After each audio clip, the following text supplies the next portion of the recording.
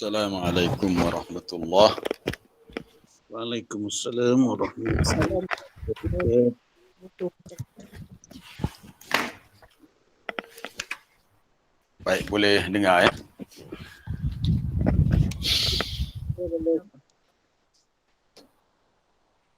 Bismillahirrahmanirrahim. Alhamdulillahi rabbil alamin. Wassalatu wassalamu ala rasulillah wa ala alihi wa sahbihi ajma'in. Rabbi shrah li sadri wa yassir li amri wahlul 'uqdatam min lisani yafqahu qawli.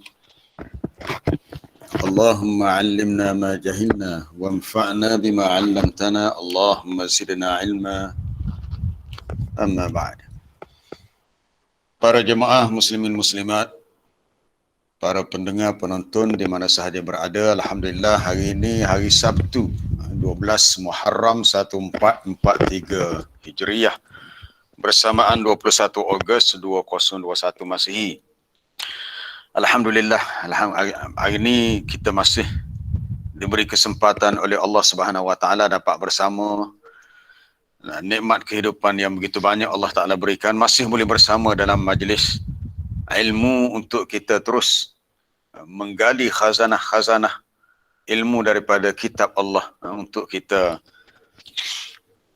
jadikan sebagai bekal dalam perjalanan menuju kepada Allah dan bertemu dengannya di akhirat nanti. Jadi untuk hari ini ayat yang berikutnya kita akan sambung adalah ayat 26 dari surah Al-Ma'arij. Ayat 26 insyaAllah sampai ayat 23.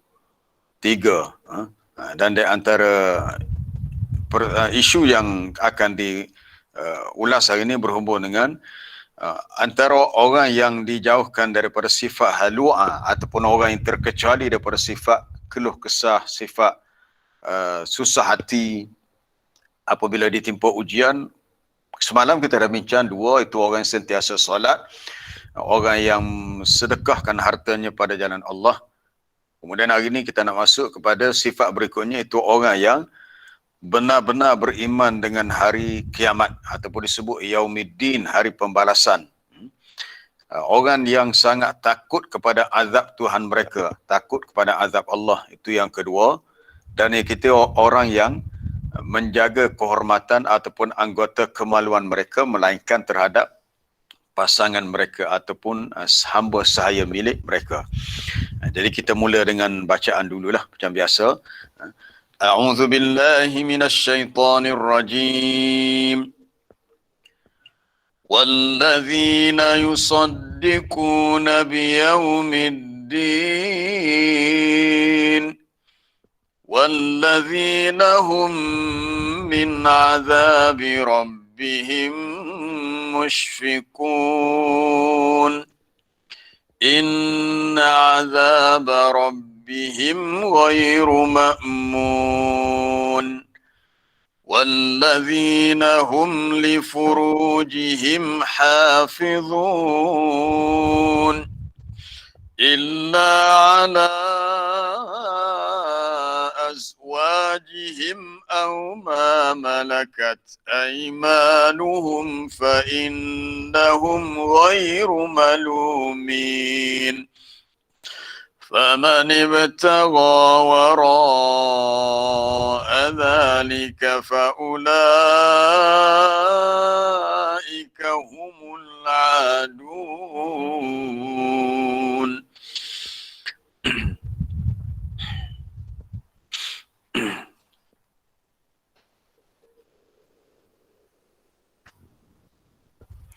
وَالَّذِينَ يُصَدِّقُونَ بِيَوْمِ الدِّينِ, dan mereka membenarkan, yakni percaya adanya hari pembalasan.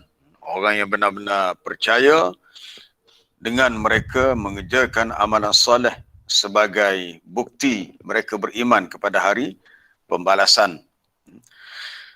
Sebab dinamakan ad-din, maksudnya al-jaza, pembalasan. Apa yang dilakukan di dunia itulah balasan yang akan diterima di akhirat. Kemudian sifat yang kedua, mereka ini orang-orang yang sangat-sangat merasa musyfikun, takut sungguh-sungguh, takut cemas terhadap azab dari Tuhan mereka. Takut terhadap azab Allah. Termasuklah takut kepada kedatangan hari kiamat. Takut kepada Allah Ta'ala itu sendiri pun ada juga disebut. Nanti kita akan lihat ayat lain yang dikaitkan dengan kalimah musyfik dalam surah Asy-Syura, dalam surah Al-Mu'minun. Sesungguhnya azab Tuhan kamu itu ghairu ma'mun. Tidaklah patut bagi seorang pun merasa aman daripadanya. Ma'mun berakhir dengan nun. Jangan kita berakhir dengan makmum, dengan mim pula. Itu makmum, imam tu yang ikut imam dalam solat. Kalau dengan mim, dia berakhir kalimah tu dengan nun, makmun. Maknanya, azab Tuhan kamu itu tidaklah patut kamu merasa aman. Maksudnya merasa tidak takut terhadapnya.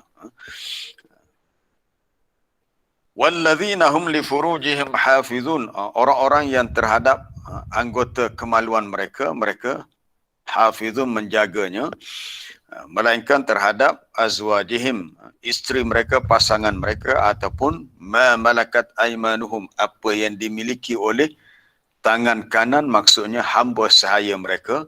Zaman sekarang tak adalah hamba sahaya ni sebab tak berlaku peperangan antara orang Islam dengan bukan Islam. Maka orang yang menjaga ini, mereka itu tidaklah tercela.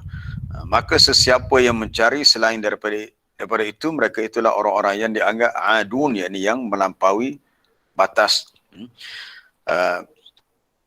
Baik, kita kembali kepada sifat yang pertama untuk kita bincang hari ini. Orang yang benar-benar ataupun orang yang sebenarnya meyakini adanya hari pembalasan. Itu merujuk kepada orang yang yakin.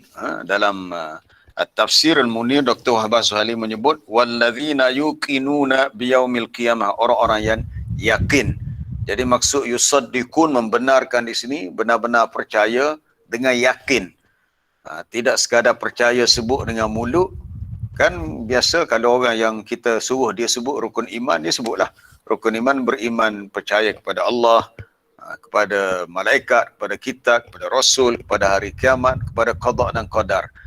Bila disebut yang kelima, beriman kepada hari kiamat, hari akhirat, itu setakat sebut saja, tahu saja. Tapi kita nak sampai ke mereka yakin sungguh-sungguh, iaitu at-tasdiq, membenarkan betul-betul biyaumil jaza, adanya hari pembalasan. Ataupun adanya di sana al-ma'ad, hari kita kembali, hisab, adanya perhitungan amalan, al-jaza, adanya pembalasan. Lalu fahum ya'maluna amala man yarjus thawaba wa yakhaful azab. Maka mereka pun beramal, maksudnya membuat persediaan bekal sebagaimana orang yang mengharapkan adanya ganjaran pahala dan takut kepada azab. Wa hadza dalilun ala annal amal lahu ghayatun. Ayat ini menjadi dalil bahawasanya orang yang beramal untuk menghadapi hari pembalasan, hari kemudian, kerana ia adalah ghayah, menjadi matlamat ataupun menjadi kemuncak tujuan yang mendorong kepada orang itu berusaha untuk tashihil i'tiqad, mentashihkan, membetulkan i'tiqad, keyakinan dia khususnya terhadap hari kiamat, dan juga membetulkan wal qawli wal fi'li, dia punya kata-katanya dan juga perbuatannya. Meyakini hari kiamat, ini sesuatu yang berat untuk Nabi sampaikan kepada orang-orang kafir di Mekah dulu. Sebab bila disebut hari pembalasan, hari kemudian, hari di mana manusia akan hidup selepas mati, maka persoalannya mereka mengatakan, adakah orang yang mati akan hidup kembali? Ada di sini. Meyakini hari pembalasan, iaitu hari di mana manusia akan hidup kembali untuk diberi balasan, yang disebut dengan Yaumuddin. Yaumuddin itu Yaumul Jaza. Asalnya din ni daripada perkataan dana yadinu, yudanu, sesuatu yang ada balasan, itu maksudnya. Sebab itu perkataan lain yang dekat dengan ad-din ialah ad-dain. Dal dibaca bawah atas, tapi ad-dain maknanya hutang. Apabila hutang, kita berhutang dengan seseorang, maka kita wajib bayar sebab hutang. Kita berhutang dengan dia, kita pinjam hutang sebagai hutang, maka kita kena bayar, kita kena kembalikan hutang yang kita berhutang dengannya. Maknanya ada pembalasan. Maka dengan sebab itu Allah Ta'ala sebut hari pembalasan dengan Yaumuddin. Dan disebut agama, inna dina indallahil Islam. Sesungguhnya agama di sisi Allah adalah Islam. Agama tu disebut dengan ad-din sebab apa-apa yang kita lakukan dalam agama, dia ada balasan di akhirat. Atau kita kena faham. Ad-din merujuk kepada sesuatu yang ada pembalasan untuk manusia. Tapi balasan tu bukan di dunia lah, balasan di akhirat. Dana yadinu. Apa-apa yang seseorang beragama begitu, maka itulah yang dia akan terima balasannya. Baik. Antara ayat yang menunjukkan din dengan maksud pembalasan, kita rujuk dalam surah As-Saffat. As-Saffat muka surat 448. Muka surat 448.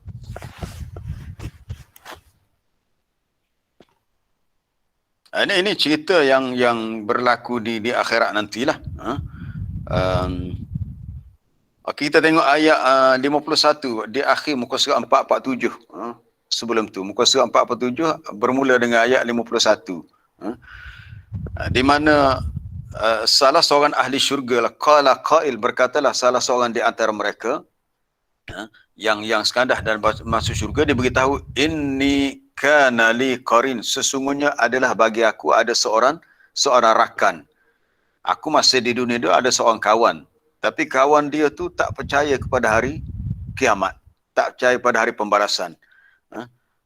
Lalu kawan aku tu yaqulu, berkata, kawan dia yang kafir tu berkata kepada dia yang beriman ini, innaka laminal musaddiqin. Itu perkataan musaddiq, membenarkan, percaya. Dia kata, adakah engkau salah seorang daripada golongan yang mengakui benarnya? Kamu percaya ke ada hari kebangkitan, iaitu orang mati akan hidup balik di akhirat, orang mati akan dibangkitkan? Ni orang kafir tanya kepada orang beriman. Ni orang beriman cerita balik semasa mereka dalam syurga, dan Allah Ta'ala rakamkan kisahnya dalam Quran. Di mana kawan dia yang kafir tu terus menyatakan, persoalannya dia kata, aidza mitna wa kunna turaban wa idhaman inna lamadinun. Adakah setelah kita sudah mati dan kita sudah menjadi tanah, kita sudah menjadi tulang. Kita dah mitna, mati, kemudian kita menjadi tanah, kita menjadi tulang. Dia tanya, inna lamadinun, adakah kita akan dibalas? Tengok, madinun daripada kalimah din, daripada perkataan din, dana yadinu din. Adakah kita ni orang yang akan diberi balasan? Maksudnya, jadi perkataan dia merujuk kepada pembalasan. Itu dari segi bahasa. Sebab itu setiap hari kita baca surah Fatihah. Allah Ta'ala mengajar kepada kita ayat-ayat dalam suratul Fatihah yang kita baca, Maliki Yaumiddin. Maliki Yaumiddin, dialah Allah yang merupakan Malik, yang merupakan pemilik hari pembalasan. Ada qiraat lain dia baca dengan Maliki Yaumiddin. Kita riwayat Hafaz kita baca dengan Maliki Yaumiddin. Riwayat-riwayat lain seperti Warash, Qalun dan lain-lain dia baca dengan Maliki Yaumiddin. Allah Ta'ala adalah Malik, Raja. Raja yang berkuasa pada hari pembalasan, itu hari kiamat. Disebut hari kiamat dengan Yaumiddin. Begitu juga ada ulama yang mentafsirkan ad-din pada ayat ara'aital ladzi yukadzibu bid-din. Din juga merujuk kepada hari pembalasan. Adakah kamu melihat kepada orang yang mendustakan agama? Tafsiran lain menyebut mendustakan hari pembalasan. Itu mendustakan adanya hari kiamat. Itu dari segi kalimah din yang perlu kita fahami dari segi konteks bahasa. Din di sini merujuk kepada Yaumiddin, walladzina yusaddiquna biyaumiddin. Yaumiddin merujuk kepada, kalau kita terjemah secara literal, kita kata orang-orang yang meyakini, yang percaya adanya hari agama. Apa pula hari agama? Tak. Yaumiddin maknanya yaumul jaza, hari pembalasan. Hari pembalasan. Itulah yang sebetulnya. Jadi percaya tadi merujuk kepada yakin. Baik. Kemudian istilah ataupun penggunaan kalimah Yaumiddin juga datang dengan yaumul jaza, hari pembalasan ataupun hari akhirat, hari kiamat. Allah Ta'ala menyatakan Orang-orang yang bertakwa ni dia yakin. Membenarkan di sini maksudnya yakin. Antaranya disebut di awal surah Al-Baqarah. Walladzina yu'minuna bima unzila ilaika wa ma unzila min qablik wa bil akhirati hum yuqinun. Yuqinun. Di antara sifat orang bertakwa, orang yang beriman dengan apa yang diturunkan kepada engkau ya Muhammad. Mereka juga beriman dengan kitab yang diturunkan sebelum engkau. Dan dengan hari kiamat, hari akhirat itu mereka yakin. Ini merujuk kepada percayalah. Yusaddiqun, membenarkan, percaya, iaitu yakin.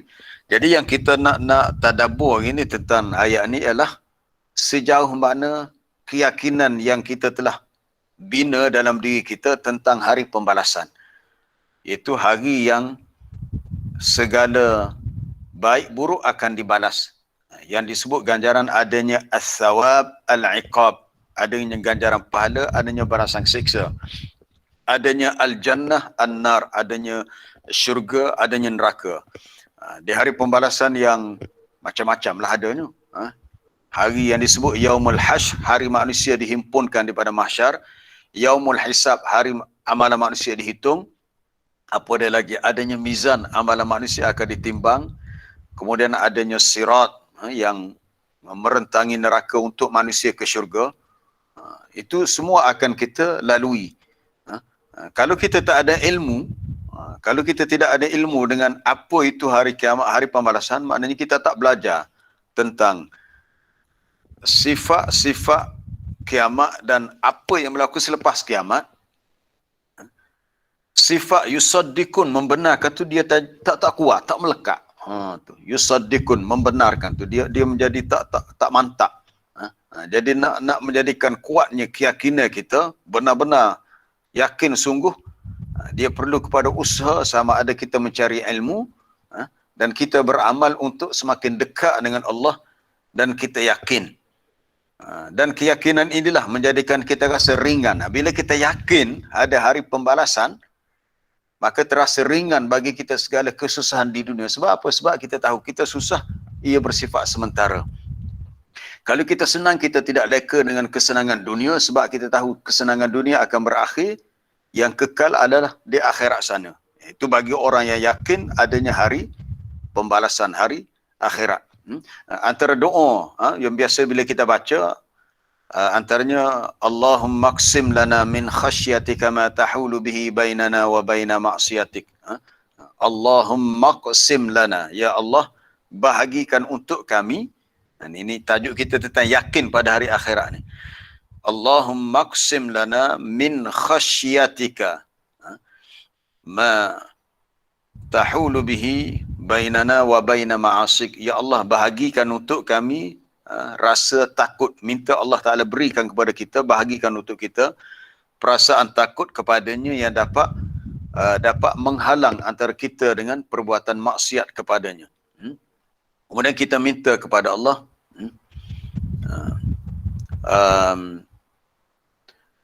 wa min ta'atika, dan kita minta kepada Allah supaya kita dapat mentaatinya, ketaatan yang menjadikan kita dapat sampai ke syurga Allah. Wa min ta'atika ma tuballighuna bihi jannatak. Dan satu lagi, wa minal yakin. Mungkin ada lagi bawah tu untuk tak jumpa lagi. Wa minal yakin, dia panjang lagi hadis ni, dia punya doa tu. Wa minal yakin, tu baru jumpa. Antara kita minta dalam doa ni, ya Allah, bahagikan untuk kamu min khasyatika, rasa takut kepadamu. Kita minta kepada Allah rasa takut kepadanya yang menjadi sebab tahulu. Tahulu mana dapat dielakkan, dipisahkan, dihindarkan antara kita dengan perbuatan maksiat. Dan minta kepada Allah kita menjadi orang yang taat kepadanya, ketaatan yang menyampaikan kita kepada syurganya. Dan yang ketiga, kita minta wa minal yakin, rasa yakin. Maksud yakin di sini, yakin kepada hari akhirat. Maksud yakin di sini itu kembali kepada ayat kelima surah Baqarah tadi. Wa bil akhiratihum yuqinun, dengan hari akhirat mereka yakin sepenuhnya. Jadi dalam doa tu kita minta wa minal yakin ma tahulu bihi ma tuhawwin bihi alaina musibatid dunya. Ya Allah, berikan untuk kami rasa yakin. Maksud yakin di sini yakin dengan hari pembalasan, benar-benar beriman dengan adanya hari akhirat, Bila yakin kepada akhirat, ianya tuhawin, dapat meringankan bagi kami segala musibah di dunia. Kita hidup di dunia, kita tak boleh lari daripada musibah. Musibah ataupun apa sahaja ujian ni dia bersilih ganti. Jadi kita kena bersedia untuk melaluinya. Kena sentiasa kuat hubungan kita dengan Allah. Sebab kita yakin bahawa ada di sana akhirat yang kita akan diberi balasan. Baik, kalau kita diuji dengan musibah, kita redha, kita sabar, kita dapat pahala redha, sabar. Ketika kita diuji dengan kesenangan, kita syukur, di akhirat nanti kita akan dapat pahala kerana kesyukuran itu. Tapi yang penting ialah adanya yakin dengan akhirat. Bila yakin, maka akan meringankan perasaan kita terhadap segala musibah yang kita lalui di dunia. Kita nak kepada yakin. Jadi maksud yakin di sini, yakin kepada hari akhirat. Yang Allah Ta'ala sebut dalam ayat surah Al-Ma'arij, antara sifat orang yang selamat, yang berjaya adalah walladzina yusaddiquna biyaumiddin. Jadi apabila kita berbicara tentang sifat yusaddiq, membenarkan, orang yang mampu sampai kepada sifat tasdik ni, payah sebenarnya. Boleh tapi payah. Yang disebut dengan as-siddiqin. As-siddiqin. Allah Ta'ala memuji golongan yang sampai kepada makam siddiqin. Orang yang benar, sungguh-sungguh membenarkan apa-apa yang datang daripada ajaran agama. Dan mereka ni termasuk 4 daripada golongan yang Allah Ta'ala sebut dalam ayat 69. Surah An-Nisa, muka surat 89. Ayat 89, muka surat 89. 89. Iaitu bermula ayat 69. Wa man yuti'illaha war rasul, sesiapa yang mentaati Allah dan Rasul. Sebenarnya ayat ini adalah tafsiran kepada ayat dalam surah Al-Fatihah, ayat yang terakhir surah Fatihah. Sesiapa yang mentaati Allah dan Rasul, fa ulaika ma'al ladzina an'ama Allahu alaihim. Maka orang yang taat kepada Allah dan Rasul akan bersama dengan orang-orang yang Allah Ta'ala beri nikmat. Bersama di mana? Di syurga. Akan bersama di syurga. Mereka akan bersama dengan orang yang telah Allah Ta'ala beri nikmat minan nabiyyin, dari kalangan nabi-nabi. Golongan nabi satu. Yang kedua, siddiqin. Siddiqin, orang-orang yang membenarkan. Termasuklah siddiqin, orang yang benar-benar yakin membenarkan adanya hari pembalasan. Mereka bukan setakat benar pada keimanan mereka, benar maknanya bukan orang munafik lah. Maknanya orang yang benar-benar beriman, bahkan mereka juga membenarkan. Dia tak ada orang yang paling tinggi makam sadiq dan masduq kecuali Nabi SAW, yang dipuji oleh Abdullah bin Mas'ud. Bila Abdullah meriwayatkan satu hadis, dia kata, telah aku terima daripada Nabi, Nabi ni seorang yang as-sadiq al-masduq, seorang yang benar lagi dibenarkan. Kemudian sahabat Nabi Abu Bakar As-Siddiq, tu Abu Bakar As-Siddiq yang dipuji sampai sekarang pun bila kita sebut nama Abu Bakar, maka disebut dengan Abu Bakar As-Siddiq. Jadi dalam ayat 69 surah An-Nisa tadi ada 4 golongan yang Allah Ta'ala sebut. Nabi, As-Siddiqin, orang-orang yang benar, wasyuhada, orang-orang yang mati syahid, wassalihin, dan orang-orang yang saleh. Wa hasuna ulaika rafiqa, dan amat eloklah, amatlah elok mereka itu menjadi teman bagi orang yang taat. Mereka adalah sebaik-baik rafiq, teman. Jadi salah satunya adalah siddiqin. Baik, tentang Abu Bakar As-Siddiq radhiyallahu anhu, seorang sahabat yang antara yang senior lah. Sebab bila Nabi berdakwah, dalam sejarah sebut dia di antara awwalu man amana minar rijal, orang yang terawal beriman dengan dakwah Nabi dari kalangan kaum lelaki. Allah Ta'ala memuji secara khusus Abu Bakar As-Siddiq dalam surah Az-Zumar ayat 462.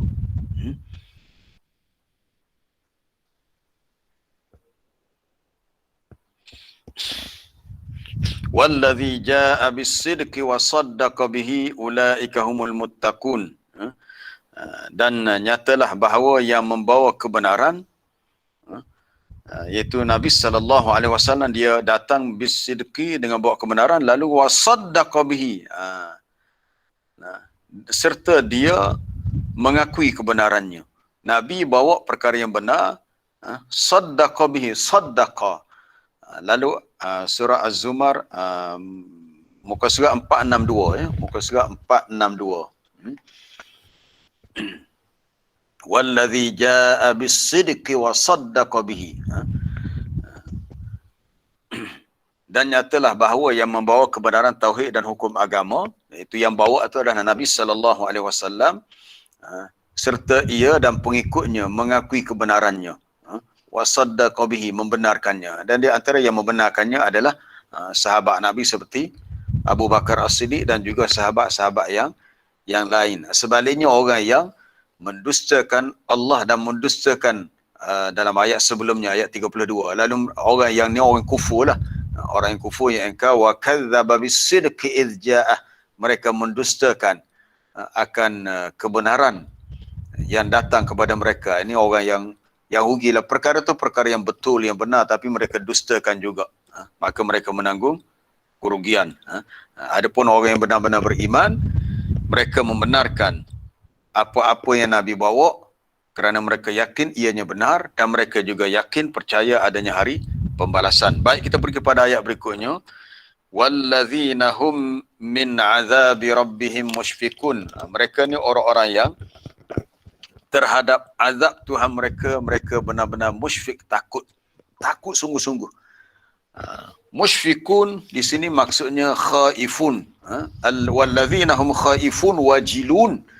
Orang yang takut dan benar-benar gemetar terhadap azab Allah. Jika mereka itu meninggalkan al-wajibat, perkara yang diwajibkan, ataupun mereka melakukan al-mahzurat, perkara-perkara larangan.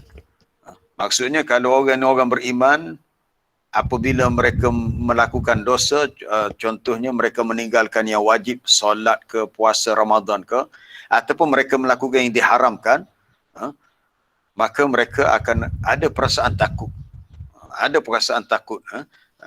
Allah Ta'ala juga menyebut dalam ayat yang lain, perasaan musyfik ini untuk orang beriman ini takut kepada hari pembalasan. Itu ada takut kepada kedatangan hari kiamat yang sangat dahsyat. Itu disebut dalam surah Asy-Syura. Surah Asy-Syura muka surat 485. 485 ayat 18. Surah Asy-Syura muka surat 485. Itu ayat yang berbunyi yasta'jilu bihal ladzina la yu'minuna biha.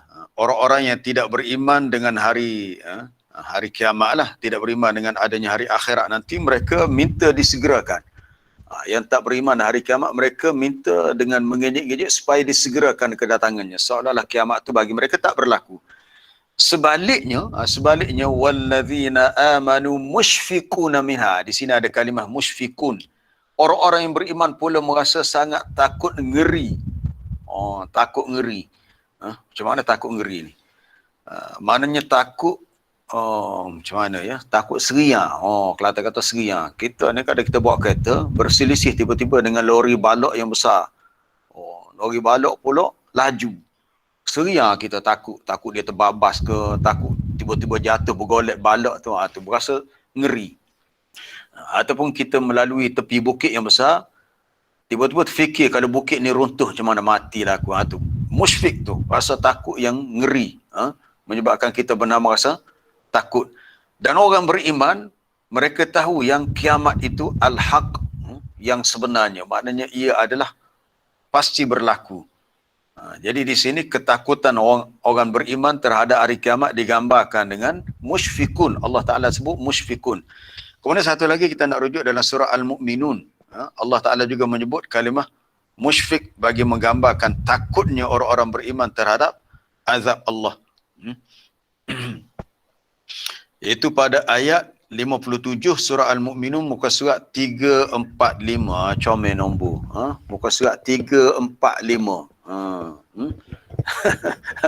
Comel nombor, tapi bukan nombor kereta ni, nombor muka surat untuk ayat dalam surah Al-Mu'minun. Ayat 57. Innal ladzina hum min khasyati rabbihim musyfiqun.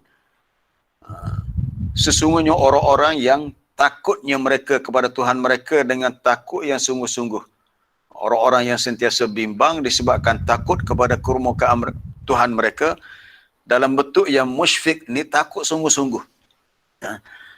Kita pun tak boleh nak gambarkan takut sebab kita dalam bahasa Melayu bila takut, takutlah. Takut. Tapi bahasa Arab ni dia banyak kalimah digunakan. Perkataan khafa, ya khafu, khaufun, ketakutan, takut juga. Khasya, yakhsya, khasyah, ketakutan juga. Ketika datangnya tetamu dari kalangan malaikat ke rumah Nabi Ibrahim. Nabi Ibrahim tak kenal siapa tetamu tu. Bila timbul rasa takut, malaikat kata la taujal, jangan takut. Takut juga. Wajilat qulubuhum. Kita baca dalam ayat kedua surah Al-Anfal. Surah Al-Anfal, innamal mu'minuna alladhina amanu billahi wa rasul. Innamal mu'minuna alladhina idza dzukirallah wajilat qulubuhum. Sesungguhnya orang-orang yang beriman ialah orang-orang yang apabila disebut nama Allah maka gemetarlah hati mereka. Surah Al-Anfal muka surat 177. Muka surat 177. Ayat yang kedua. Bahawasanya orang-orang mukmin ni orang yang apabila disebut nama Allah wajilat. Wajilat pun takut juga. Tengok terjemahan tu. Wajilat qulubuhum, menjadi gemetarlah hati mereka. Gemetar ni rasa takutlah. Kalau hati tu tak takut, tak timbul rasa gerung gemetar. Gemetar menggambarkan rasa takut. Jadi perkataan wajilat, wajilah juga digunakan dengan maksud takut. Musyfik, takut juga. Khauf ataupun khafa ya khafu, takut juga. Khasyah pun takut juga. Jadi nak menunjukkan bahawasanya bahasa Arab ni bahasa yang kaya dia punya vocabulary-nya, vocab-nya. As-sarwah al-lughawiyah tu kaya bahasanya. Kita bahasa Melayu biasanya mungkin tidaklah sejauh tu, tapi di sini nak menggambarkan orang-orang yang beriman takut kepada azab Tuhan mereka. Baik, kembali kepada ayat dalam surah Al-Ma'arij. Adakah takut kepada azab semata-mata azab? Tidak. Maksud takut kepada azab juga bermakna takut kepada Allah. Ada setengah orang dia mungkin tak tahulah, dia tak tadabbur ayat ni ataupun ayat Quran yang lain-lain. Oh, dia kata kita tak perlu takut kepada azab Allah. Azab tu makhluk je. Kita perlu takut kepada Allah Ta'ala sahaja. Kita katakan salah macam tu. Kita takut kepada Allah dan kita juga takut kepada azab Allah sebab azab Allah itu adalah kemurkaannya.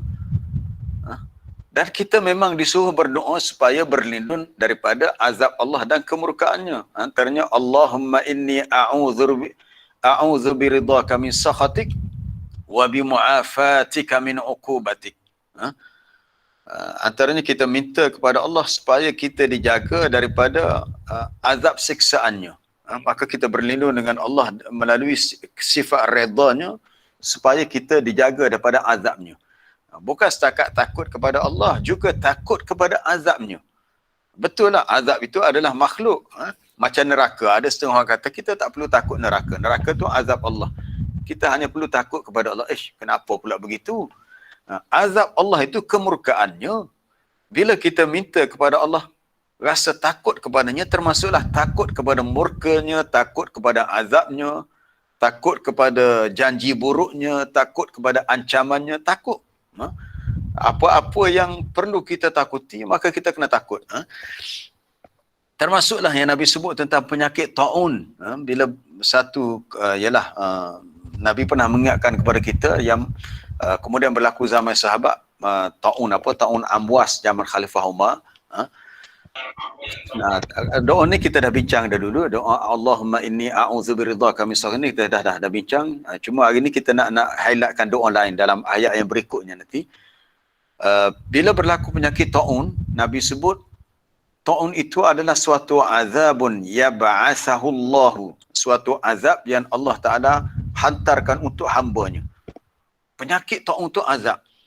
Berdasarkan hadis ni maknanya kita boleh faham pandemik COVID-19 ni adalah suatu azab yang Allah Ta'ala uji kita sampai sekarang dengan keadaan macam ni.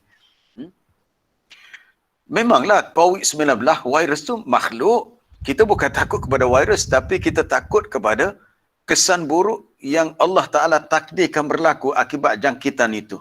sakitnya, kematiannya. Tapi kalau dah tak boleh elak, kita kena redha lah. Tetapi kita kena mencari sebab-sebab untuk mengelak daripadanya, sebab kaedah agamanya begitu. Baik. Jadi takut kepada azab Allah, sama ada azab di dunia ataupun lebih-lebih lagi azab di akhirat. Itu yang lebih kita takuti, azab di akhirat. Itulah sebabnya para jemaah kenapa dalam Quran cerita-cerita dan kisah tentang gambaran azab di akhirat itu disebut berulang kali. Allah Ta'ala sebut berulang kali tentang gambaran azab yang dahsyat, supaya perkara itu sentiasa kita ingati dan tidak kita lupai. Biar kita ingat sama-sama. Kita baca ayat tu, jumpa, baca, teringat. Jadi sifat takut, bimbang, cemas dengan azab Allah tu sentiasa kita perbaharui. Mungkinlah kita sekarang ni musim durian masih ada lagi. Saya suka kalau, yalah, tak tahulah orang luar, kalau orang Kelantan, maka kita suka makan durian, bubuh buah durian dalam budu. Poyok tu cerita lain, budu sedap. Kita tahu nak dapatkan isi durian, kulit dia tu tajam, ada duri. Kita pun tak boleh nak bayangkan. Kalulah buah durian tu belebok jatuh atas kepala kita. Tak jatuh lagi, belebok dah. Jatuh kena kepala kita, kena kulit kita. Tajamnya kulit durian tu kita tahulah sakit. Macam mana kalau tangan kita terhiris dengan pisau. Itu kita tak bayangkan lagi macam mana azab di akhirat nanti. Hari itu kita dah bincang tentang zakum ya, dalam ayat di akhir surah Al-Haqqah hari itu. Selain daripada rislin, dori', zakum yang menjadi makanan ahli neraka, apa yang disebut ianya sesuatu yang wa ta'aman dha ghussah yang Allah Ta'ala sebut dalam surah Al-Muzammil. Antara azab yang disediakan untuk ahli neraka adalah makanan yang menyebabkan tersangkut, terlekat. Makanan yang tajam, tersangkut. Kita dengar macam tu pun kita rasa macam mana, takut. Sebab ianya sangat menyeksakan. Dan ada satu riwayat sebut ayat ni menyebabkan Imam Hasan Basri rahimahullah hilang selera makan. Bila dia dengar ayat tu, ada seorang baca, inna ladaina ankalan wa jahiman wa ta'aman dha ghussatin wa azaban alima. Ada seorang qari baca ayat tu dalam surah Al-Muzammil, Imam Hasan Basri hilang dia punya selera nak makan, sebab terasa makanan yang dia nak masuk ke dalam mulut tu akan apa dia tercekik ataupun melekat pada, sebab disebabkan rasa takut. Itu takut. Jadi kita minta kepada Allah dalam doa kita, apa kita minta macam doa tadilah, Allahumma qsim lana min khasyatika ma tahulu bihi bainana wa baina ma'siyatik. Supaya ketakutan itu menjadi sebab untuk kita jauh daripada perkara yang Allah Ta'ala murkai. Walaupun kita tahu kadang-kadang kita ni lemah. Kelemahan itu kadang-kadang kita terjatuh, tergelincir, kita kalah dengan nafsu kita kalah dengan godaan syaitan. Maka kita bangkit semula, memohon keampunan kepada Allah dan kita perbetulkan kesilapan kita. Kemudian berikutnya, inna azab rabbihim ghairu ma'mun. Sesungguhnya azab Tuhan mereka itu, ini azab Allah Ta'ala, azab yang tidak boleh kita rasa aman terhadapnya. Merasa aman ni merasa tak takut lah. Orang yang tidak takut dengan azab Allah tak rasa bimbang.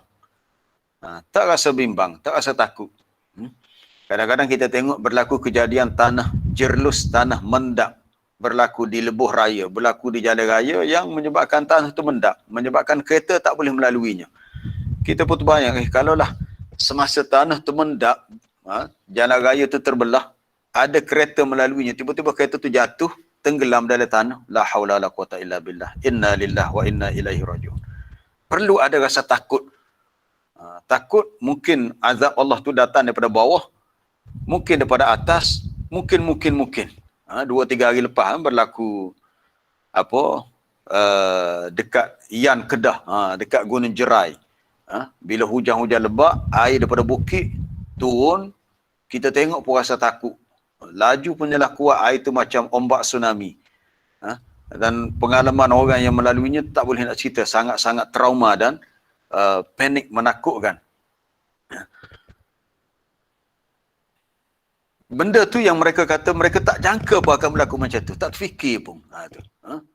Perkara yang kita tak fikir itulah kita kena fikir, sebab Allah Ta'ala dia boleh mendatangkan azab kepada manusia dan kadang manusia tidak sedar tidak sangka. Baik, kita nak lihat untuk ayat ini tidak boleh merasa aman, merasa selesa dengan azab Allah, kena ada rasa cemas, bimbang. Kita rujuk dalam surah Al-A'raf. Muka surat 163. Muka surat 163. Bermula ayat 97. Ayat 97. Afa amina ahlul qura an ya'tiyahum ba'suna bayatan wa hum naimun. Maka adakah patut penduduk negeri itu merasa aman? Afa amina, rasa aman ni rasa sedap hati, orang senang. Terjemah apa dia tafsiran terjemahan oleh Syekh Abdullah Basmi, dia terjemah dalam kurungan tu bersedap hati. Adakah penduduk sebuah negeri itu rasa sedap hati? Sedap hati ni rasa selesa, rasa tak bimbang, tak takut, merasa aman daripada kedatangan azab kami. Tidakkah terdetik rasa kebimbangan dengan mereka terhadap azab Allah ketika mana mereka tidur waktu malam, bayatan ketika mereka bermalam lah, waktu-waktu malam, padahal mereka itu sedang tidur. Yalah, waktu malam memang orang tidur. Jadi Allah Ta'ala tanya, tidakkah mereka merasa aman kalau tiba-tiba azab tu datang ketika mereka sedang tidur? Ketika sedang tidur. Kalau contoh banjir yang pernah berlaku dulu, ada orang tu cerita air bah tu naik, sungai naik ketika pukul 2 pagi. Tengah-tengah tidur dia kata, terkejut tengok air masuk dalam rumah. Mujur sedar, kalau tak sedar kira mati lemas dalam air. Tiba-tiba air dah naik atas katil dah. Baik, berikutnya. Awa amina ahlul qura an ya'tiyahum ba'suna duhan wa hum yal'abun. Adakah patut penduduk sesebuah negeri itu merasa aman, merasa sedap hati? Jangan duduk sedap hati dah. Kita ni jangan duduk sedap hati, duduk selesa, tak ada apa-apa pun. Kita melihat bencana tu, mungkin musibah tu berlaku tempat lain. Kita kata tak berlaku tempat kita, sebab tempat kita bukit jauh. Kalau pokok tumbang atas rumah, kita kata keliling rumah kita tak ada pokok besar. Jangan sedap hati. Jangan sedap hati. Kalau Allah Ta'ala nak mengenakan musibah, sesuatu bencana, kerana ialah mungkin ada faktor-faktor tertentu, dia boleh lakukan. Walaupun secara logiknya kita kata, tak akan berlaku tempat kita. Kalau Allah Ta'ala kendaki, dia akan berlaku. Kalaulah azab tu berlaku duhan, waktu duha, waktu siang hari, ketika mereka leka sedang bermain. Allah Ta'ala tanya, tak kira ketika tidur waktu malam, ketika waktu pagi, adakah patut mereka merasa aman, tak merasa bimbang? Dan akhir sekali ayat 99, Afa aminu makrallah. Afa aminu makrallah. Adakah patut mereka merasa aman terhadap azab Allah? Adakah patut mereka terus bersukaria, ini kalau waktu siang hari, sehingga mereka merasa aman akan rancangan buruk balasan azab jika Allah Ta'ala mentakdirkan berlaku azab buruk? Maksudnya adakah mereka merasa tidak takut? Jadi orang yang selamat di akhirat, itu orang yang semasa di dunia dia takut kepada azab Allah kerana dia tahu azab tu bila-bila masa saja boleh berlaku. Itu inna azab rabbihim ghairu ma'mun. Para jemaah yang dirahmati Allah, berbaki masa 10 minit lagi. Kita nak pergi kepada ayat yang berikutnya. Banyak lagi cerita kita. Yang ketiga ini, itu orang-orang yang wallazina hum li furujihim hafizun. Orang-orang yang terhadap anggota kemaluan mereka hafizun, jaga, kecuali terhadap isteri dan hamba saja. Baik, kita nak lihat asal perkataan furuj. Furuj ni jamak daripada farjun, merujuk kepada anggota yang berongga. Ya, betul. Allah Ta'ala ciptakan kita, lelaki, perempuan, masing-masing ada anggota kelamin yang kita tahu daripada situlah keluarnya saluran, sama ada untuk kita buang air kecil, apa dia lagi, apa dia, termasuklah air benih manusia, air mani pun keluar itu juga. Furuj merujuk kepada sesuatu yang berongga. Kita nak faham kalimah furuj, baik kita lihat dalam surah Qaf. Surah Qaf, furuj tapi bukan dengan maksud kemaluan. Dalam surah Qaf, furuj dengan maksud sesuatu yang berongga, yang pecah, yang ada ruang, ada lubang. Iaitu dalam surah Qaf, muka surat 518. Muka surat 518 ayat yang ke-6. Ya. Ayat ni tentang langit, ya, langit. Afalam yanzuru ila samai fawqahum. Tidakkah mereka itu memandang, melihat ke arah langit yang berada di atas mereka? Allah Ta'ala suruh manusia ni fikir tentang langit yang tinggi di atas. Kaifa banainaha wa zayyannaha, bagaimana kami telah membina, menciptakan langit tanpa tiang, binaannya tinggi, dan kami telah hiaskan ia. Wa ma laha min furuj, itu ada perkataan furuj di akhir itu. Dan tidak ada bagi langit itu sifat furuj. Furuj di sini bukan mana kemaluan, mana langit ada anggota kemaluan. Maksudnya tidak ada pada langit itu retak renggang. Adanya ruang yang kita kata berongga, pecah, getok, rela, itu bahasa Kelantan lah, rela, pecah, retak, ataupun yang seumpamanya, yang menyebabkan ialah kalau dinding tu pecah, retak, kita akan nampak yang di sebalik dinding tu. Itu furuj. Baik, kembali kepada ayat surah Al-Ma'arij, walladzina hum li furujihim. Jadi furuj dalam ayat ini bermaksud anggota kemaluan. Ayat ini juga terdapat dalam awal surah Al-Mu'minun, ya. Ada 2 tempat saja ayat macam ni dalam surah Al-Ma'arij. Satu lagi dalam surah Al-Mu'minun, boleh rujuk sendirilah. Yang mana mereka itu menjaganya. Yang pentingnya mereka menjaganya. Baik, dalam bahasa Arab, untuk anggota kemaluan, bahasa Arab dia guna perkataan farjun, al-farju. Bahasa Melayu bila terjemah dengan faraj, dia merujuk kepada anggota kemaluan. Perempuan tidak, sebenarnya dua-dua sekali. Sama ada perempuan, lelaki, yang digunakan asalnya al-farju. Al-farju. Maksudnya anggota, yalah kita orang Melayu ni lebih sopan dari segi bahasa. Mungkin kita malu nak guna perkataan yang lebih mungkin kasar dan kurang sedap dia dengar, maka kita guna anggota kemaluan sebab merujuk kepada anggota yang fitrah manusia rasa malu. Antaranya hak Nabi sebut dalam bab pembebasan hamba. Lupa dah matan tu. Hatta farjahu bi farjihi, macam tu rasanya matan dia adalah hadis tu. Yang ni apabila memerdekakan seorang hamba sehingga tuan dia tu akan dibebaskan daripada neraka, setiap anggota pada diri hamba tu dibebaskan untuk tuannya juga. Hatta, Nabi kata hatta farjahu bi farjihi. Cuba tarik perkataan hatta farjahu bi farjihi, sehingga anggota kemaluannya juga selamat daripada azab neraka dengan sebab dibebaskan juga si hamba tu. Tak tahulah ada kata ada, tapi ya, ada farjahu bi farjihi, apa yang lebih lengkap lah. Betul ada tu. Man a'taqa raqabah muslimah, sesiapa yang memerdekakan seorang hamba wanita, tapi sekarang tak ada hamba lah, maka dengan sebab dia merdekakan hamba, a'taqallahu bi kulli 'udwin minhu 'udwan, Allah Ta'ala merdekakan setiap anggota tuan dia, tuan yang memerdekakan si hamba tadi daripada azab neraka, sehingga dimerdekakan, dibebaskan hatta farjahu bi farjihi. Farj merujuk kepada anggota kemaluan. Maknanya merujuk kepada semua anggota badan. Cuma Nabi nak beritahu, semua anggota badan tuan dia pun selamat daripada neraka sebab dia telah memerdekakan tuannya. Jadi dalam bahasa Arab, farja ni bukan hanya anggota kemaluan perempuan saja, termasuk lelaki juga. Cuma biasa kita guna dalam bahasa Melayu, kita sebut zakar.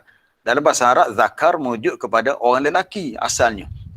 Tapi digunakan juga dengan maksud anggota kemaluan lelaki. Baik. Di sini Allah Ta'ala nak beritahu orang yang selamat di akhirat, orang yang menjaga anggota kemaluan mereka kecuali terhadap isteri mereka dan pasangan mereka ataupun dengan hamba sahaya. Baik, kenapa perkara ini disebut? Sebab Allah Ta'ala sedia mengetahui yang manusia ni adalah suatu makhluk yang memiliki syahwat. Allah Ta'ala tahu. Syahwat yang ada pada manusia ada 2, iaitu syahwatul batni wa syahwatul farji. Syahwat pada anggota perut, kita ada rasa keinginan nak makan, nak minum, dan juga pada anggota itulah anggota kelamin. Ada hikmah dengan sebab manusia makan, minum, maka ada keinginan memiliki pasangan, memiliki keturunan, memiliki harta benda. Cuma yang salahnya apabila ia tidak diletakkan pada saluran yang betul. Syahwat tu tak salah. Yang salah apabila tidak diletakkan pada tempat yang betul. Tapi bila diletakkan pada tempat yang betul, okeylah, tak ada masalah lah.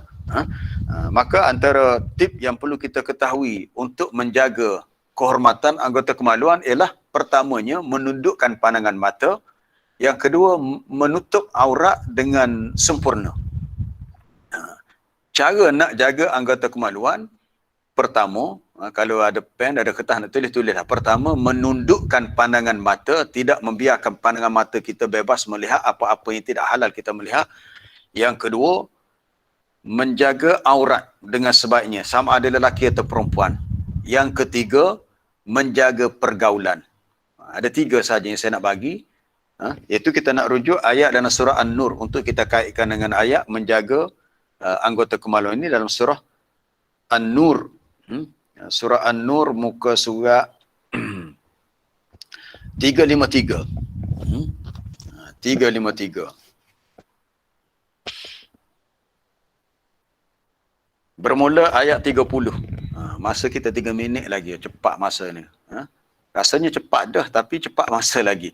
Ayat kullil mu'minina yaghuddu min absarihim. Katakanlah ya Muhammad kepada orang-orang yang lelaki yang beriman, khusus untuk kaum lelaki, yaghuddu min absarihim, hendaklah mereka menundukkan pandangan mereka, sekat pandangan mereka daripada memandang yang haram. Kemudian wayahfazu furujahum. Ada perkataan furuj. Hendaklah mereka menjaga kehormatan. Terjemahannya begitu, tapi sebenarnya furuj maknanya anggota kemaluan. Merujuk kepada anggota kemaluan. Maka dengan cara begitu, itulah lebih baik, menundukkan pandangan dan jaga anggota kemaluan. Baik, ayat berikutnya, ayat 31. Datangnya perintah khusus untuk kaum mukminat pula. Wa kullil mu'minat, dan katakanlah kepada perempuan-perempuan yang beriman supaya yaghdudna min absarihinna wa yahfazna furujahunna, supaya mereka juga menundukkan pandangan. Bukan setakat orang lelaki saja tak boleh bebas ni. Perempuan pun sama juga. Orang perempuan pun sama juga. Mereka pun sama juga, kena sama-sama menjaga pandangan mata dan menjaga furujahunna, kehormatan anggota kemaluan mereka. Kemudian untuk perempuan ni ayat ni panjang. Untuk yang lelaki tadi ayat 30 pendek je, lebih kurang 2 baris. Tapi untuk perempuan ni panjang. Selain daripada menundukkan pandangan mata dan menjaga kemaluan, ada lagi satu lagi, menutup aurat yang Allah Ta'ala sebut wala yubdina zinatahunna illa ma zahara minha. Janganlah mereka perlihatkan perhiasan tubuh mereka kecuali yang zahir. Yang zahir itu ada ulama yang tafsir, dia kata kecuali muka dan tapak tangan. Itu tafsiran ulama lah. Ada yang mengatakan seluruh badan kecuali pakaian luar yang tak boleh ditutup. Maknanya muka dan tapak tangan pun kena tutup juga. Tapi alhamdulillah musim pandemiknya semuanya pakai furdah belaka. Bukan furdah, pakai mask. Pakai penutup separuh muka. Biasa sebelum ni hok rajin pakai niqab ni, pakai furdah ni orang perempuan je setengah-setengah tu. Tapi sekarang ni semua kena pakai. Lelaki pun pakai. Sebab apa? Sebab COVID-19. Baguslah. Dari sudutnya, bila tutup tu risiko masuknya habuk debu dalam hidung kita kuranglah. Baik. Kita nak sambung ayat tadi. Kemudian Allah Ta'ala memerintahkan khusus kepada kaum wanita. Sebab bila kita bercakap tentang tajuk menjaga anggota kemaluan ataupun menjaga kehormatan, dia lebih kepada kaum wanita yang menjadi punca. Sebab bila kita lihat ayat di awal surah An-Nur, Allah Ta'ala menyebut perbuatan zina ni bermula dengan wazaniyatu wazani. Orang yang berzina, perempuan dan lelaki. Allah Ta'ala sebut perempuan dahulu. Kerana faktor dan dorongan ke arah perbuatan keji itu banyak berpunca daripada wanita. Baik. Maka di sini Allah Ta'ala perintahkan pertamanya, tundukkan pandangan mata, jaga anggota kemaluan, tutup aurat tu diperincikan, iaitu antaranya waliyadribna bi khumurihinna ala juyubihinna. Hendaklah mereka melabuhkan khumur. Khumur ni mana kain tudung ya. Inilah nas ayat Quran yang mewajibkan mereka pakai tudung. Hendaklah mereka labuhkan tudung pada juyubihinna, baju baju kurung mereka. Hendaklah mereka menutup belahan leher baju dengan tudung kepala mereka. Kan biasa orang perempuan bila pakai baju kurung, dia mesti ada tempat belah tu. Kalau tak belah, jadi tak muat nak saut kepala tu. Jadi maknanya tudung tu kena labuh. Ayat ni menjadi nas bahawanya kain tudung tu tak boleh kecil lah.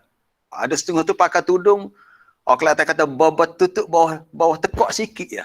Bobot tutup. Mana sekadar tutup bahagian bawah tekuk sikit. Tak, sepatutnya dikena labuh lagi. Labuh bahagian bawah dada lah. Ala juyubihinna, tutup bahagian belahan tu sampai bahagian dada. Kemudian tidak boleh mereka menampakkan perhiasan anggota badan mereka, aurat-aurat yang wajib ditutup, melainkan hanya boleh didedahkan kepada pertama libu'ulatihinna, suami-suami mereka, ada perincian. Bapa-bapa mereka, bapa kepada suami, tok tua, pak mertua, au abnaihim, anak-anak mereka. Ini boleh. Ini boleh. Ini orang-orang lelaki yang wanita ni boleh dedahkan aurat ringan mereka tadi. Suami, bapa kepada suami, anak lelaki ataupun anak-anak suami mereka. Anak-anak suami mereka ni maksudnya anak tiri mereka, ya, abna ibu'ulatihinna. Anak suami tu mana anak tiri lah kalau ada anak tiri. Ataupun adik-beradik mereka, ataupun anak lelaki pada adik-beradik lelaki, anak saudara lelaki, anak saudara perempuan, ataupun nisaihinna, ataupun kaum wanita sesama mereka, ataupun hamba sahaya yang menjadi milik mereka. Ini kena lihat dia punya syarah. Dia ada perbahasan khusus kalau saya lihat dalam kitab apa dia? Allah Akbar, lupa ya, itu oleh Dr. Abdul Karim Zaidan. Wal Baitil Muslim, atau khusus tentang kaum wanita, tak ada, lupa nama kitab tu, Dr. Abdul Karim Zaidan. Tentang malakat apa hamba sahaya milik wanita tu, ataupun wat at-tabi'in, ataupun kaum lelaki yang dah tak ada nafsu lah, mana orang yang kita tahu dia ni tak ada syahwat, ghairi ulil irbati minar rijal. Kemudian berikutnya awit tifli, anak kecil yang belum mengenal aurat wanita. Anak kecil umur 3 tahun, 4 tahun, itu tak apalah. Akhir sekali, untuk jaga aurat, wala yadribna bi arjulihin, janganlah kaum wanita itu memukul kaki mereka, berjalan dengan apa orang Kelantan kata jalan gak. Dia sengaja menghentak tapak kaki supaya diketahui oleh orang lain apa yang mereka sembunyikan pada perhiasan tersembunyi, maksudnya gelang kaki. Kalau kita orang Melayu rasa jaga pakai gelang kaki, biasa orang India rasanya, tapi orang Arab ada, dia orang pakai gelang kaki. Maka janganlah mereka dengan bersungguh-sungguh memukul kaki mereka, berjalan dengan menghentak, supaya bila orang dengar kling bunyi ada gelang kaki yang dipakai, jadi menarik perhatian. Janganlah mereka menghentak kaki untuk diketahui oleh orang lain apa yang tersembunyi dari perhiasan. Maksud perhiasan adalah pakai gelang kaki lah. Biasanya kita di sini pakai loket, pakai gelang tangan je. Orang perempuan tak ada gelang kaki. Kalau ada tu tak tahulah. Tapi orang Arab ada, sebab tu ayat tersebut begitu.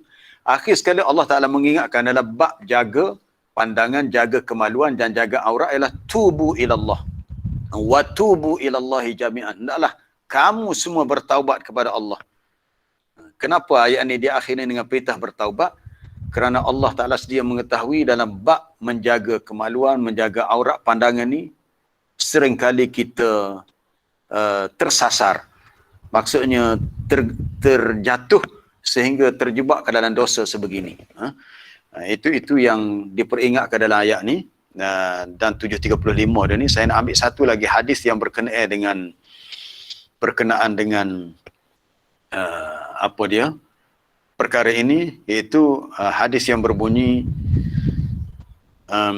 kutiba ala ibni adam hadzuhu minaz zina. Kutiba, tulis perkataan kutiba ala ibni adam hadzuhu minaz zina, telah ditulis, telah ditentukan ke atas anak Adam, Bani Adam, manusia ni bahagiannya daripada zina. Zina ni, kita jangan faham zina tu merujuk pada anggota kemaluan. Zina ni merujuk kepada dosa yang apabila dilakukan oleh mata, telinga, tangan, ia sesuatu yang manusia sukai. Inna Allah, sesungguhnya Allah Ta'ala telah menentukan bagi anak Adam ni hadis ni termasuk dalam bab qada dan qadar, ya. Dalam bab takdir qada dan qadar, Allah Ta'ala telah tulis bagi anak Adam, bagi manusia, ada hazzuhu, bahagian daripada zina. dan perkara itu mudrikun dzalik la mahalah, dia akan pasti mengenainya, akan berlaku padanya la mahalah, tak dapat tidak berlaku juga.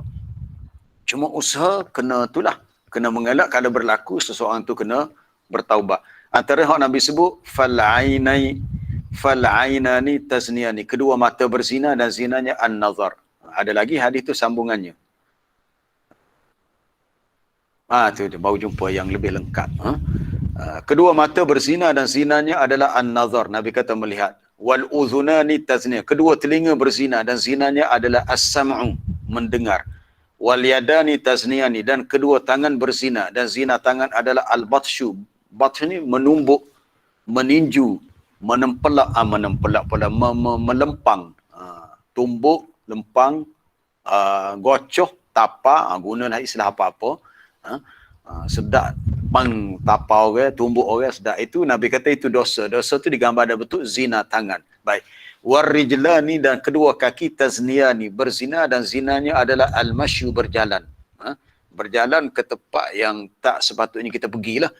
Kemudian Nabi kata wal qalbu yatamanna wa yashtahi, dan hati pula, jantung hati pula berangan-angan dan berkeinginan untuk buat. Dan akhir sekali wal farju, anggota kemaluan, yusaddiqu dzalik au yakdzibuhu, membenarkan perkara itu. Membenarkan maknanya akhir sekali kalau mata buat salah, telinga buat salah, tangan buat salah, kaki buat salah, akhirnya mendorong anggota kemaluan untuk buat salah juga. Sebab itulah dalam perkara ni yang kita kena ingat balik tip tadi, itu pertamanya jaga pandangan mata, kemudian apa tadi, menundukkan pandangan mata, menjaga aurat dengan sebaik mungkin. Menjaga aurat dengan sebaik mungkin. Mana kena tutup molek lah aurat kita, sama ada lelaki ataupun perempuan. Cuma ayat yang kita bicara hari ni dalam surah Al-Ma'arij, bukan setakat untuk kaum lelaki saja, bukan untuk yang apa dia, kita kata kaum suami saja, termasuk kaum wanita juga. Kadang-kadang berlaku bagi orang yang na'udzubillah min zalik, yang mungkin dia dah berumah tangga tapi mungkin terlibat dengan ialah kita kata perzinaan sebagainya, na'udzubillah min zalik. Ataupun yang wanita mungkin ada yang curang, mungkin dia mencari yang lain, maka dia berdosa padahal dia dah ada suami. Berlakunya yang lebih dahsyat lagi zaman sekarang yang disebut dengan zaman di mana manusia ni rasa hidup nak ikut hawa nafsu je, mahu memberi tumpuan kepada keinginan seksual, sehingga simbol istilah di zaman kita, zaman yang dikata zaman LGBT. LGBT pula dah. Lesbian, gay, bisexual, transseksual. Menggambarkan bahawa manusia zaman sekarang ni hidup terlalu ikut hawa nafsu. Hawa nafsu tu memang ada pada kita. Nabi dan Rasul pun ada nafsu juga. Tetapi mereka dibimbing oleh Allah.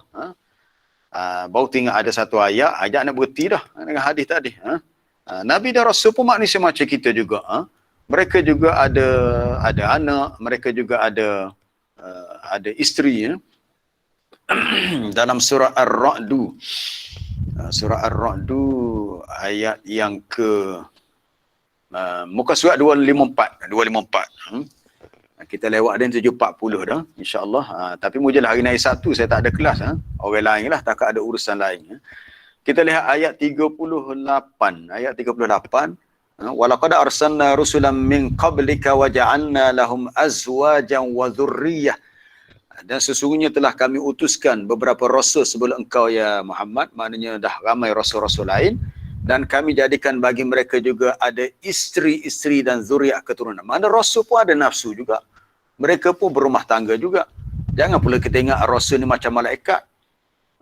Tak makan minum, tidak berkahwin. Tak, mereka macam kita juga. Mereka pun ada pasangan juga. Mereka juga berumah tangga. Cuma macam tadilah. Keinginan syahwat ataupun nafsu itu perlu diletakkan pada kedudukan yang betul. Supaya tidaklah manusia menjadi setarah dengan binatang. Kan kita tengok binatang, dia tak ada peraturan hidup berumah tangga, tak ada hidup berkeluarga. Binatang sebab dia tak ada akal. Jadi kalau manusia bertindak seperti binatang, bermakna rendahlah kedudukan manusia kalau terkeluar daripada itu, dan kita memohon ampun kepada Allah atas dosa, kekurangan, kelemahan, kesilapan kita, kerana Allah Ta'ala itu maha pengampun dan sangat luas rahmatnya. Wallahu alam. Kita buka untuk persoalan. Assalamualaikum Ustaz. Ya, Cik Guna, silakan. Ni masalah aurat Ustaz. Aurat. Ya, ya. Betul kata perbuatan setengah-setengah di kalangan anak-anak kita lah. Anak-anak kita, katalah kita pergi berjalan rumah anak beranak, dia tu adalah bermakna anak saudara kita. Bila kita pergi berjalan tu, bagi dia demi nak menjaga aurat dia, dia lari masuk bilik.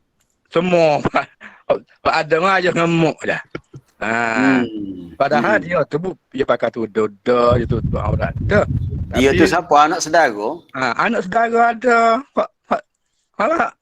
Anak saudara mahram, dia tak perlu lari. Itulah dia tak faham ni. Dia tak faham. Dia tak, kalau dia rasa segan tak pakai tudung, dia boleh pakai tudung. Kita anak saudara boleh bersalam dia sebab haram kahwin. Tidak macam tu. Jadi macam jadi boleh over the off, tak tahu lah Ustaz. Dia bukan gini, dia warak terlebih warak sehingga tak faham hukum.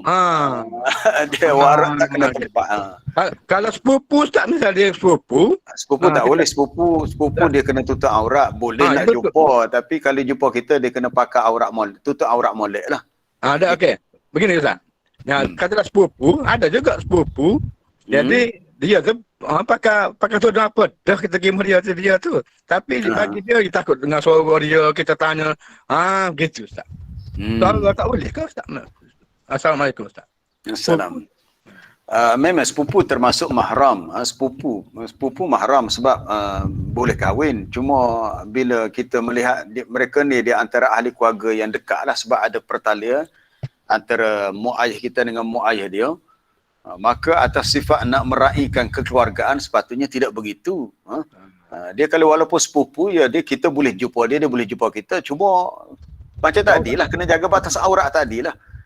Kalau suara tak ada masalah, boleh. Cuma yang tak bolehnya fala takhda'na bil qaul, tak boleh melunakkan suara, bermanja-manja, bercakap macam biasalah. Tak boleh mengada-ngada bercakap manja gitulah. Sebab lah kita kena buat contoh sepupu. Macam Nabi sendiri masa persipembukaan kota Mekah, Nabi tumpang duduk di rumah sepupu dia, Ummu Hani. Ummu Hani ni anak kepada Abu Talib, adik-beradik dengan Ali dan Ja'far. Sepupu perempuan, sepupu Nabi, namanya Ummu Hani, nama sebenarnya Fakhitah binti Abi Talib. Nabi tu pergi rumah Fakhitah, sepupu dia mandi. Jadilah kalau seorang sepupu tu, dia kata bila kita pergi rumah dia kata malu, mau jatuh aku nak malu. Kita kata, muni warak setara mana Nabi tu hak jauh lagi pergi rumah sepupu dia, sepupu perempuan dia untuk mandi. Dan Fakhitah ataupun Ummu Hani radhiyallahu anha beritahu Nabi sempat solat sunat duha di rumah dia 8 rakaat. Dalam hadis tu. Jadi tak kenalah kalau kita pergi rumah sepupu kita, tiba-tiba dia lari dengan alasan aku malu gini.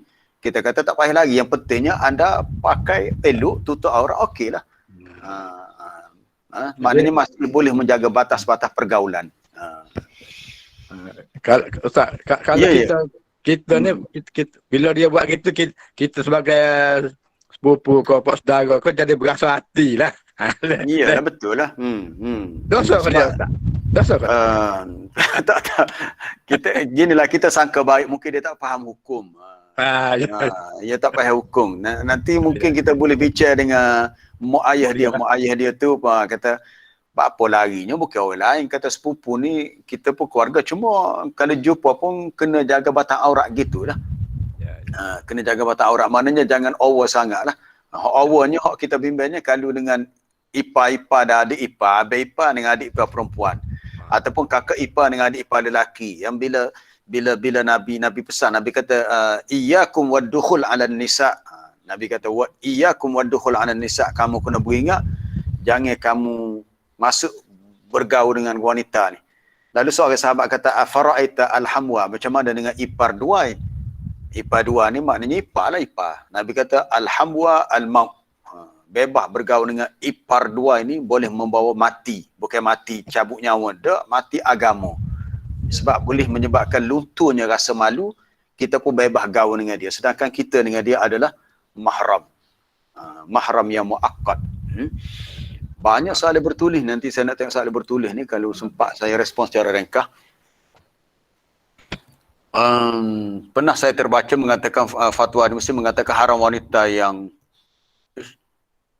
ada lagi soalan atas. Bolehkah seorang isteri melakukan perbuatan zina telah bertaubat nasuha? Ini cerita lama, dia pernah buat perkara keji itu, beritahu suami, tak perlu. Tak perlu. Kalau seorang wanita itu terlanjur atau seorang suami terlanjur, mungkin dulu dia pernah buat perkara keji, kemudian dia dah bertaubat, lepas tu dia berkahwin, dia nak cerita balik secara hitam hidup dia. Tak perlu. Tak perlu. Bukan semua rahsia hidup ni boleh dikongsi dengan pasangan. Tak perlu. Mungkin kalau dia cerita, kesan buruknya lebih besar. Timbul kamu. Bukan tak perlu. Dia sifat seorang dia. Hanya dia dan Allah Ta'ala saja tahu. Baik. Kedudukan anak-anak tersebut, tak payah ni. Biarlah, lain kali lah, tak payah ni. Maknanya, dah sampai mengandung lah kalau dah ada anak.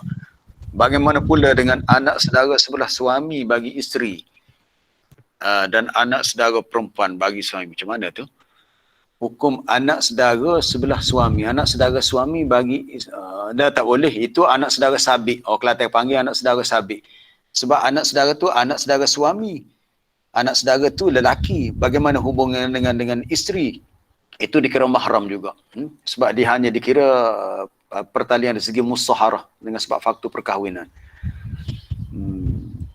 Ada lagi itu soalan bawah. Ya, siapa ni? Fakimi ya? Ya, Ustaz, tanya satu soalan boleh? Ya, silakan. Apa beza antara ading dengan millah? Kalau kita tengok Ibrahim kan dia sebut sebagai millat Ibrahim kan? Apa beza antara ading dengan millah? Millah ni cara hidup. Millah merujuk kepada cara hidup. Cuma adin ni lebih khusus, millah tu lebih umum. Millah ni lebih umum. Sebab millah ni dia boleh masuk juga dengan maksud ideologi, doktrin pemikiran. Millah dia lebih umum. Tapi merujuk kepada ayat yang menyatakan millata abikum Ibrahim, merujuk kepada cara hidup agama bapa kamu. Sebab fokusnya Allah Ta'ala nak beritahu Nabi Ibrahim dari segi akidahnya adalah akidah tauhid ya.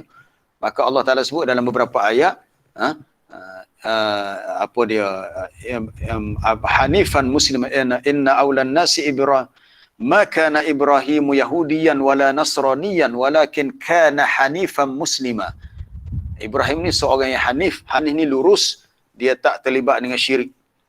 Jadi bila Allah Ta'ala sebut tentang ikutlah millah agama bapa kamu, merujuk kepada pokok utama dalam agama itu persoalan akidah tauhid.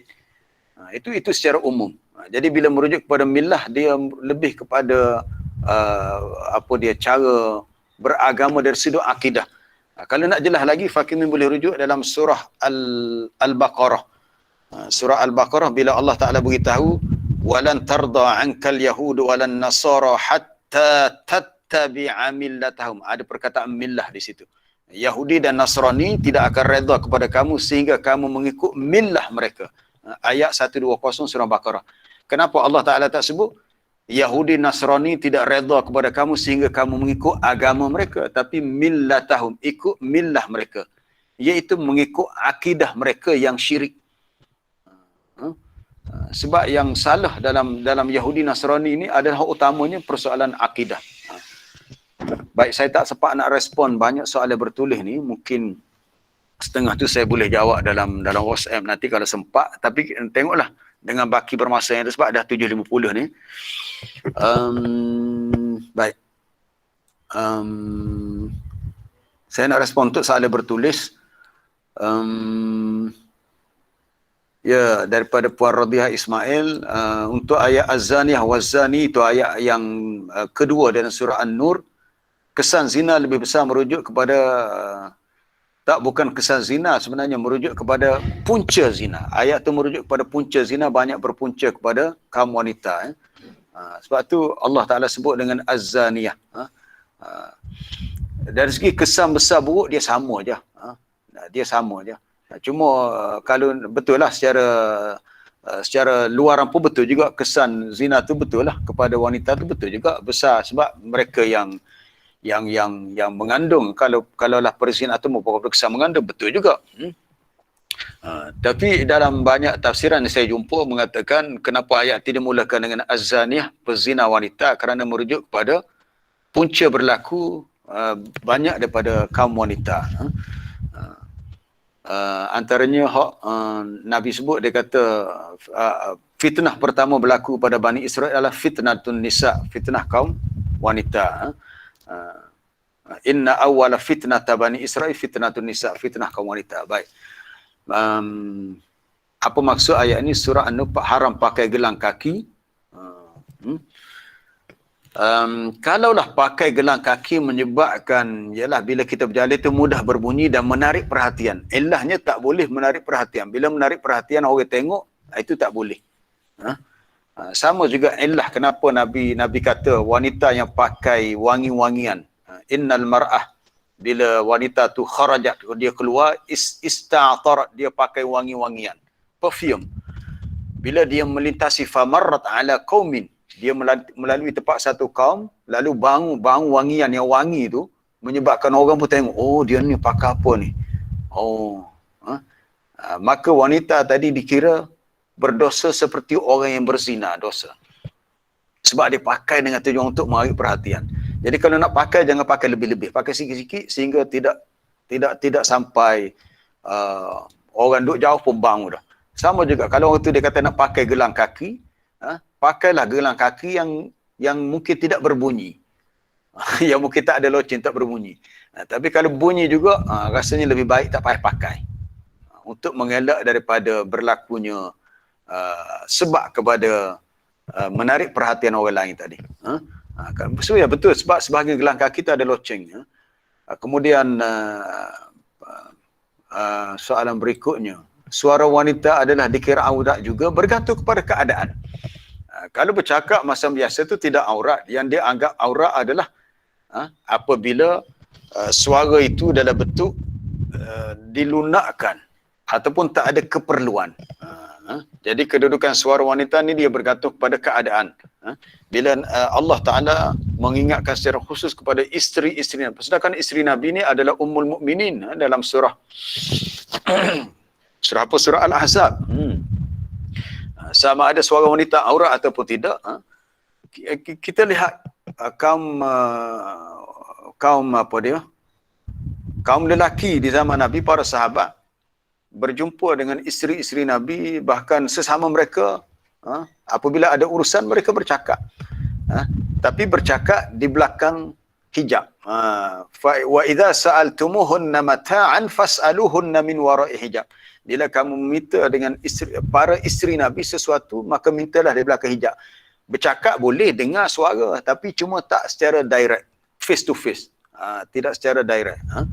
Suara boleh dengar bila ada keperluan. Cuma yang tak bolehnya, kita rujuk ayat 32 surah Al-Ahzab, muka surat 422 dalam juzuk yang ke-22. Ya nisa an-nabi, wahai sekalian isteri-isteri Nabi, kamu ni tak sama dengan lain wanita yang ada di atas muka bumi ni.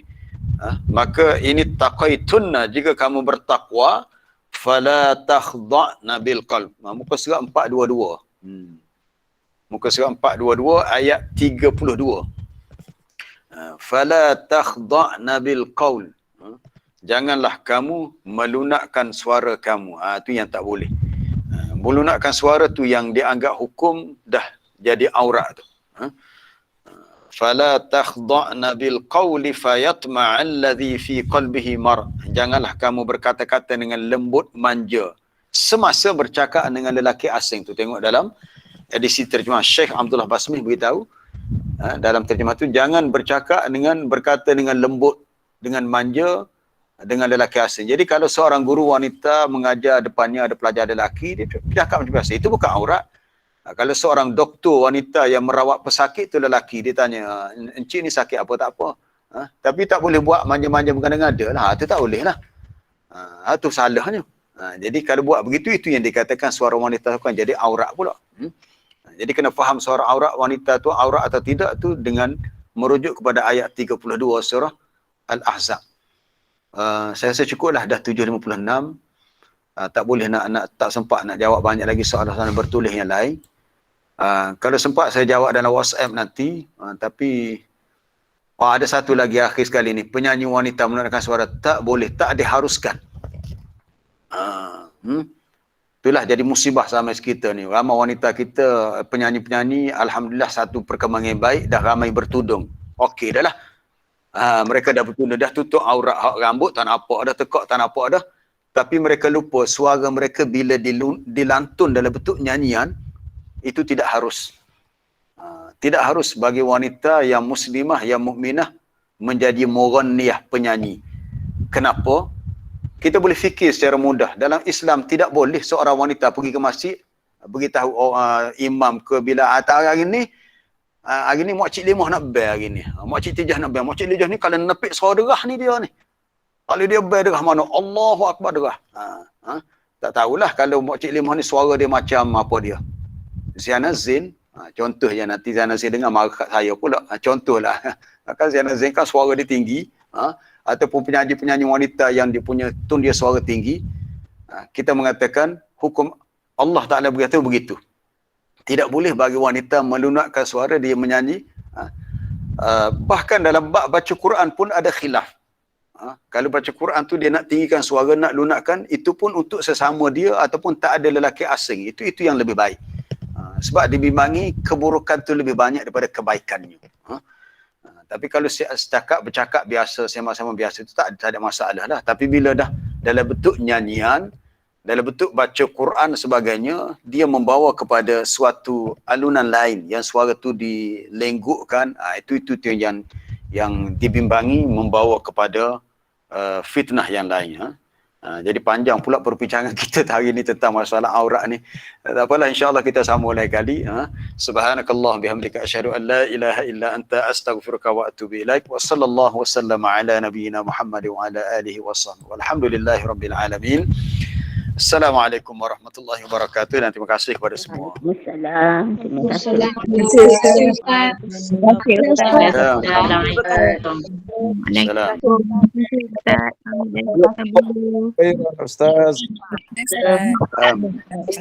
Assalamualaikum.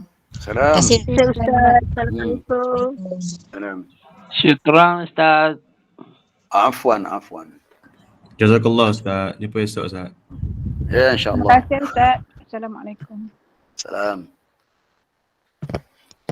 Terima kasih Ustaz. Assalamualaikum warahmatullahi wabarakatuh. Terima kasih Ustaz. Terima kasih Ustaz. Assalamualaikum.